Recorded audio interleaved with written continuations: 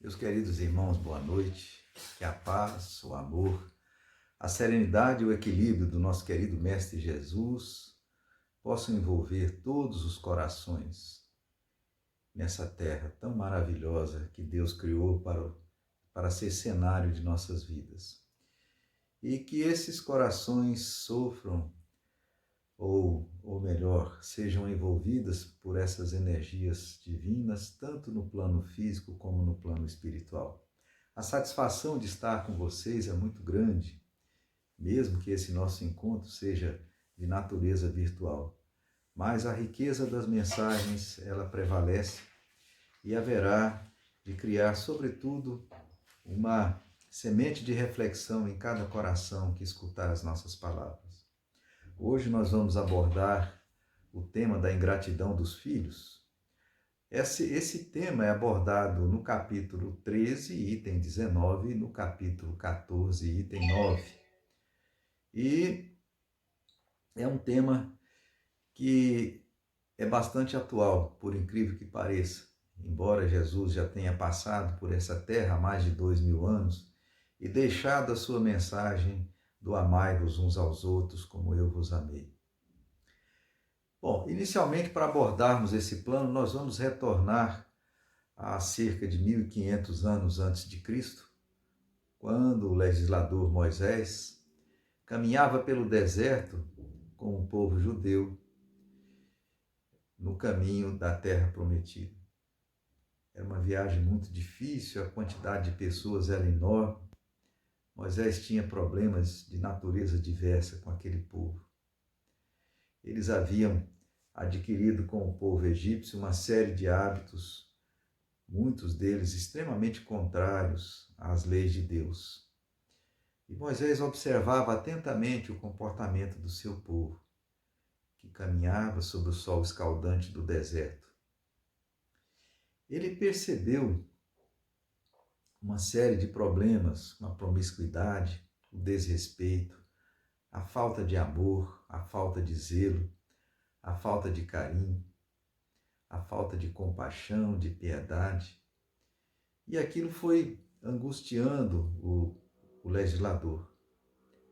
Moisés, então, resolveu parar na altura do Monte Sinai para fazer o seu jejum e oração. A Bíblia descreve esse período de jejum e oração de Moisés como o mais longo, né? A oração e jejum de Jesus durou cerca de 40 dias. A de Moisés durou 80 dias. E é desnecessário lembrar que quando se fala em jejum, não se refere exatamente a alimento de natureza física, porque, se você imaginar, é extremamente complexo a pessoa passar 80 dias sem comer absolutamente nada.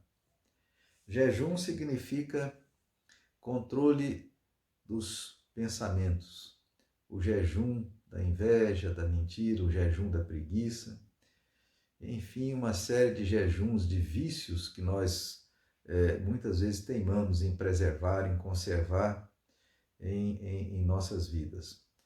E Moisés retorna com uma mensagem divina, né, criptografada em 2 tábuas. E vai então conversar com o seu povo. Ele apresenta a legislação divina e nós vamos abordar o 4º mandamento da legislação divina.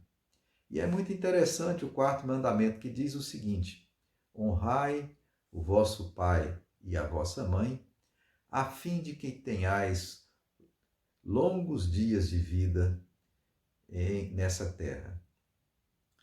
Então, se nós analisarmos todos os 10 mandamentos que Deus escreveu nas pedras e concedeu a Moisés para que ele levasse ao seu povo, nós vamos perceber que o 4º mandamento é o único que encerra uma promessa: honrai o vosso pai e a vossa mãe, a fim de que Deus lhe conceda longos dias de vida nessa terra.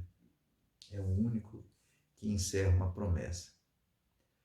Bom, e a gente começa a analisar, puxa vida, mas Que promessa é essa? Como que Deus concede a quem honra o seu pai e a sua mãe longos dias de vida? Nós, alguns tempos atrás, começamos a pesquisar exaustivamente as razões pelas quais Deus havia feito essa promessa àqueles que honrassem o seu pai e sua mãe. Então, nós temos aí duas questões para abordarmos nesse mandamento. Primeiro, o que é honrar o pai e a mãe? Nós diríamos que muitos dos pais e muitas mães, eles não conseguem realizar em seus filhos os deveres paternais ou maternais. Muitas vezes são até cruéis, mas a partir do momento que encarnamos nesse planeta, nós temos que agradecer a essas criaturas, porque foi através deles que tivemos a oportunidade de reencarnarmos nesse mundo e cumprirmos as nossas missões reencarnatórias. Devemos a eles essa oportunidade de reencarnação. Honrar pai e mãe significa muito mais do que amar pai e mãe. Amá-los, nós diríamos que seria respeitar, considerá-los, tratá-los com urbanidade, com gratidão, com amor. E honrar é um pouco mais, seria amar e conceder a eles a dignidade e o tratamento à altura de pai e mãe, sobretudo no final de suas vidas. É respeitá-los e conceder dignidade no fim de suas vidas. Isso é honrar. Bom, a outra questão que temos que abordar nesse mandamento é a questão que Deus concederia longos dias de vida àqueles que honrassem seus pais e suas mães. Mas nós perguntaríamos de que maneira que isso acontece? Bom, há algum tempo atrás, nós, através de algumas pesquisas, verificamos que existe uma coisa chamada fitness da felicidade, né? Nesse mundo nosso de hoje, tudo é treinamento, vocês sabem muito bem disso, né? Você quer um corpo melhor, vamos treinar. Se você quer uma mente melhor, isso pode ser feito através de treinamento. Se você quer um raciocínio mais rápido, isso também é feito através de pensamento. E se nós queremos ser felizes, nós podemos treinar para sermos felizes. É muito interessante isso, né, meus irmãos? Então, vamos ver. O fitness da felicidade, ele inclui 3 coisinhas que nós devemos, entre aspas, malhar para sermos felizes. O primeiro é o otimismo. É impossível alguém ser feliz acreditando que naquele dia tudo vai dar errado, que vai ser horrível, que vai ser péssimo, né? Então, se nós levantarmos a nossa cama acreditando que é um dia maravilhoso em que muitas oportunidades serão abertas e chances de sermos alegres, de vivermos um dia pleno de felicidade vai acontecer, seguramente a chance de que realmente isso ocorra, elas vão ser muito maiores. Bom, o otimismo então seria a primeira virtude a ser treinada para alcançarmos a felicidade. A segunda virtude é o altruísmo. O altruísmo é a caridade, o amor ao próximo, expresso através de ações a seu favor. Essas ações, elas trazem realmente uma alegria íntima muito grande. E a terceira virtude a ser treinada, meus irmãos, é a gratidão. A gratidão significa o reconhecimento de tudo aquilo que nos acontece, né? Onde nós, através desse reconhecimento, nós engrandecemos todas aquelas ações trazidas até nós, seja pelo plano físico ou seja pelo plano espiritual. Quando engrandecemos, nós acreditamos que ganhamos muita coisa. Isso é a gratidão. E todo filho que honra seu pai e sua mãe, ele expressa, sobretudo na velhice dos seus genitores, uma gratidão muito grande. E nós vimos que gratidão é uma das coisas que nos traz alegria, que nos traz felicidade.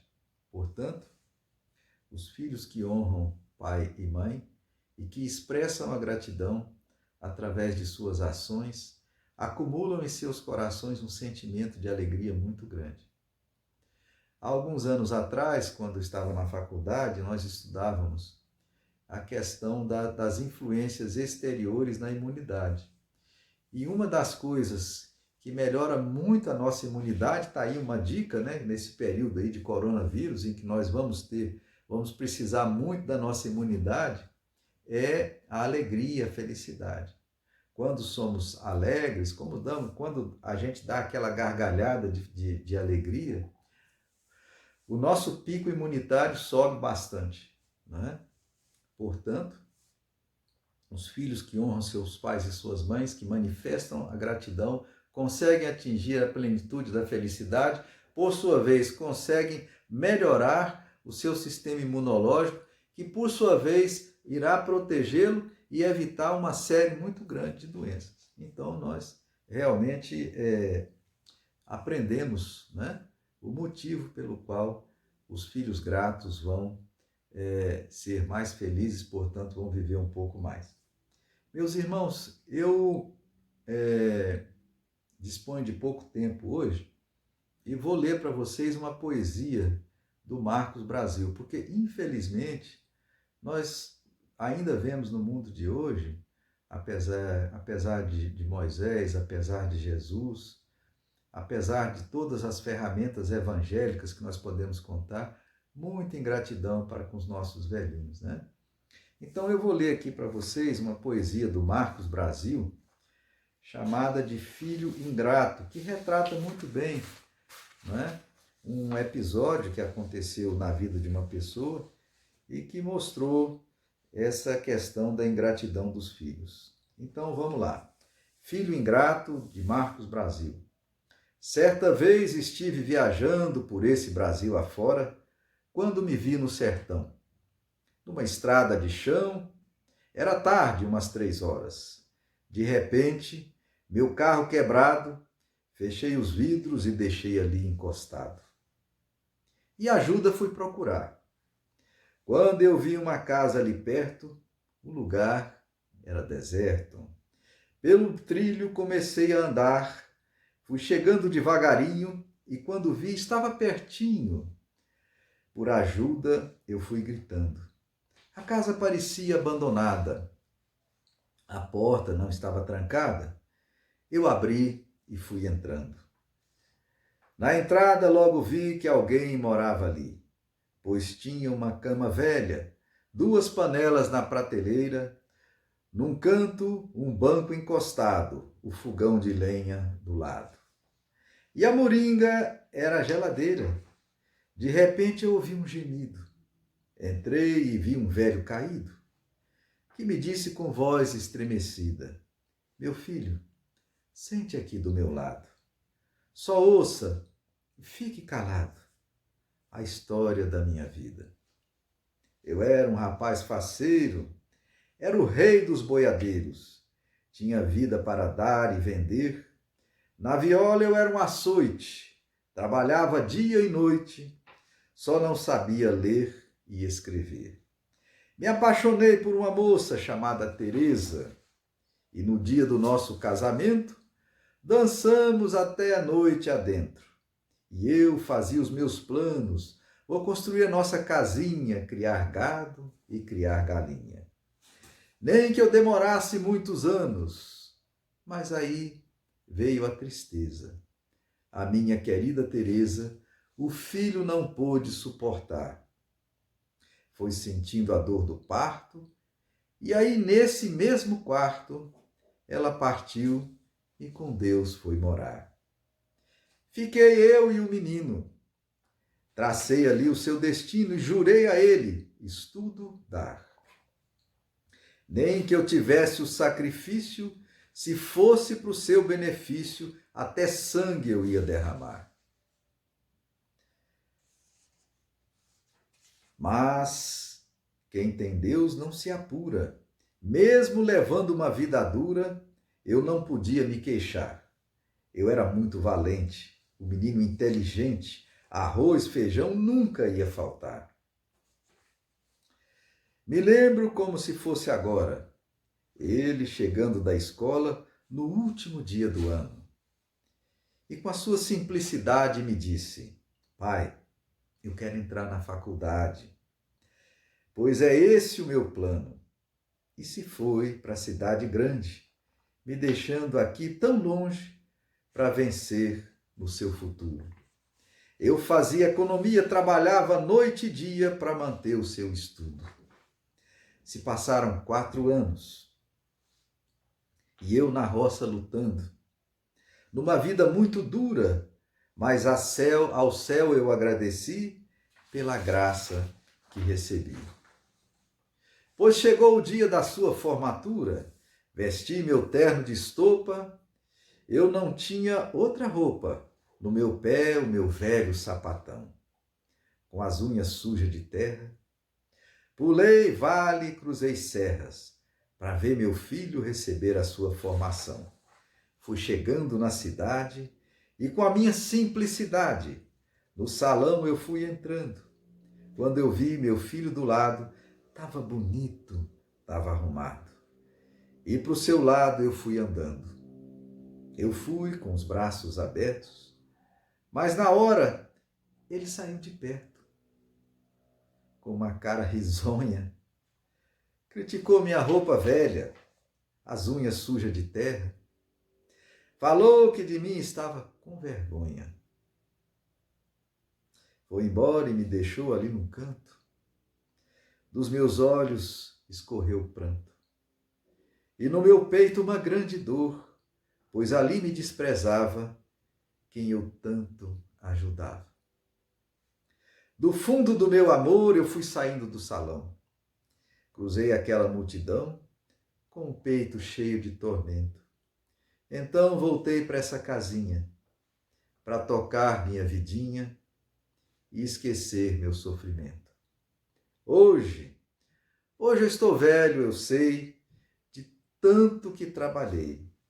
Da minha dor, que mais parece uma ferida, o meu filho eu não vi nunca mais.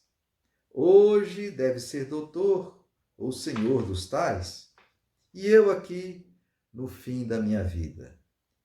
Mas vá, parte agora.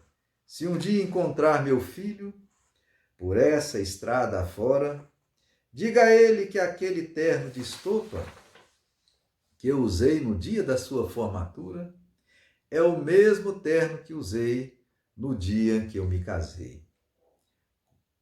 Com aquela que morreu para lhe dar a vida, e é com ele que eu vou para a sepultura.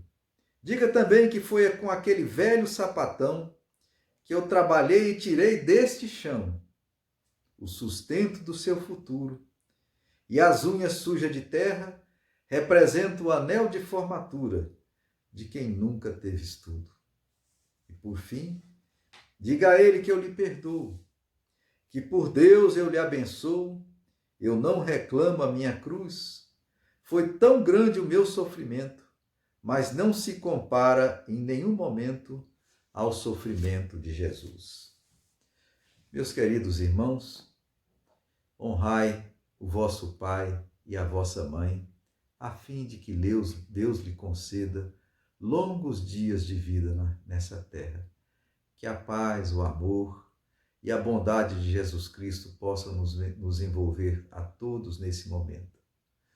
Um grande abraço e que Deus esteja conosco hoje, agora e sempre. Boa noite a todos.